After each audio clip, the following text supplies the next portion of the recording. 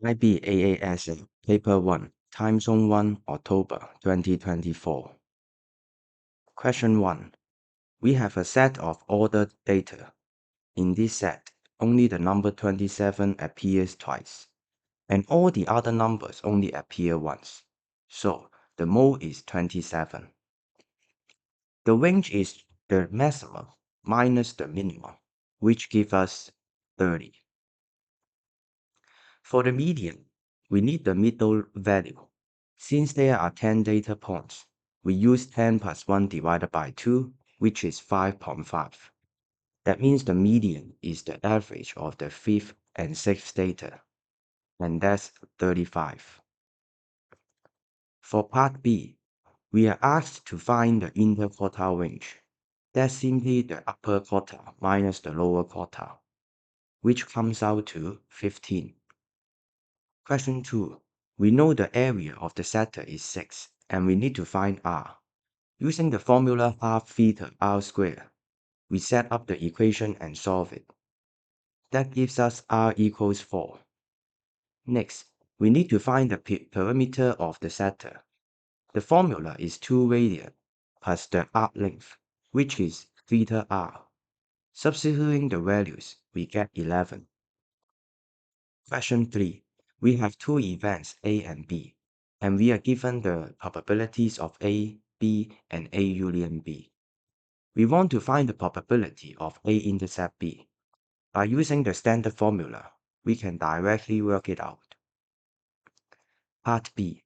We need to find the probability of A complement given B complement. We apply the conditional probability formula. Here, A complement intercepts B complement is the same as the complement of A union B. Also, the probability of a complement is 1 minus the probability of the original event. Putting these together, we finally get 4 over 7. Question 4. We need to prove that the given expression is a multiple of 10. Once we spot that it is in the form of A squared minus B squared, the problem becomes much easier. We can apply the difference of squares formula to rewrite it as A minus B times A plus B. After simplifying, we get 10 times the quantity 4n plus 10. And because there is a factor of 10, we can clearly say the whole expression is a multiple of 10. Question 5. We have a triangle and we want to figure out cosine theta. Since all the sides of a triangle are given, and one of the angles is 2 theta, we can apply the cosine rule here. After simplifying, we get cosine 2 theta equals 3 over 4. Now, once we see cosine 2 theta, we can use the double angle formula to rewrite it in terms of cosine theta. We are arranging the equation and make cosine theta the subject. We end up with the root 14 over 4. Question 6. We have an arithmetic sequence where U10 is given and S25 is also given. We need to find K such that UK equals 0. First, we need to form the general formula of this sequence. Remember, U10 is just the first term U1 plus 9 times the common difference. For S25, we use the sum formula. The first term plus the 25th term divided by 2, then multiplied by 25. After simplification, we end up with two equations. By solving these simultaneous equations, we can find both U1 and the common difference D. Once we have those, we can write the general formula for the sequence. Finally, by substituting n as k and setting UK equal to 0, we form an equation and solve it. This gives us k equals 17. Question 7. We have two functions graphed on the diagram. Part A, we need to find f of x. Since it is a straight line and both the x-intercept and y-intercept are given, we can work out the slope and write down the equation of the line. Part B.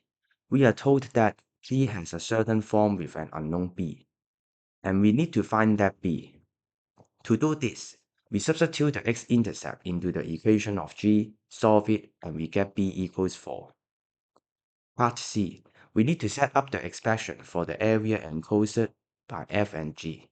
Since we already know the intersections of the two functions, and we can see g is above f, the area is given by the integral from 0 to 6 of g minus f dx. After simplification, we get the expression for the area. Part D. We just need to carry out the integration, and we find the area is 36. Next, we want to find the point P, where the slope of the tangent to G is parallel to F. That means the slope at this point should be -2. So we take the derivative of G, set it equal to -2, and solve for x. Substituting this x back into G, we get the y coordinate. Finally, point P is 3, 15. Question 8. We have a logarithm function.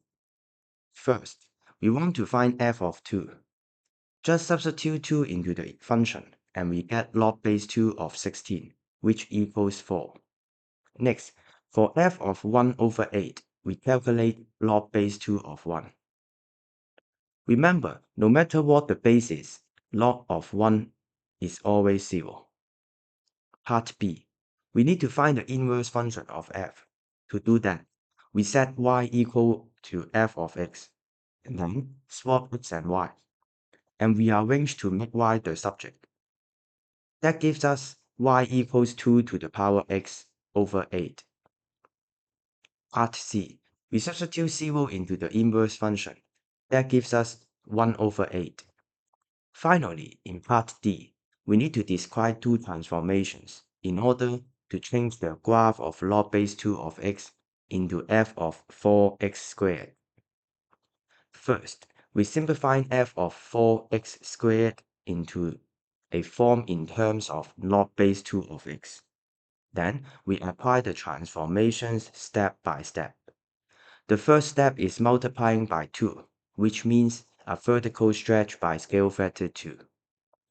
The second step is adding 5, which means a translation upwards by 5 units. We have a hollow cylinder, and we are asked to find its surface area. There are 4 parts: the upper and lower hollow circles, plus the outer curved surface, and the inner curved surface. For the circles, we take the area of the big circle minus the small circle, and multiply by 2. For the curved parts, we use the formula 2 pi rh. Once for the outer radius and once for the inner radius. Adding everything together gives us the total surface area. Part B. We are told the surface area is 240 pi, and we need to write the volume in terms of R. First, we take the surface area we just worked out and set it equal to 240 pi. This allows us to express h in terms of R. Then, we write the volume as the volume of the big cylinder minus the volume of the small cylinder. That has been removed. That expression is in terms of h, so we substitute h from the earlier step. After simplification, we get the volume in terms of R. Part C. We differentiate this expression. Part D. We know that when R equals P times root 2 over 3, the volume is maximum. So we set the derivative equal to 0 and solve for R. This gives R equals 2 root 2 over 3, which means P equals 2. Finally, to find the maximum volume, we substitute this value of R back into the expression for V. After calculation, we see that Q equals 480.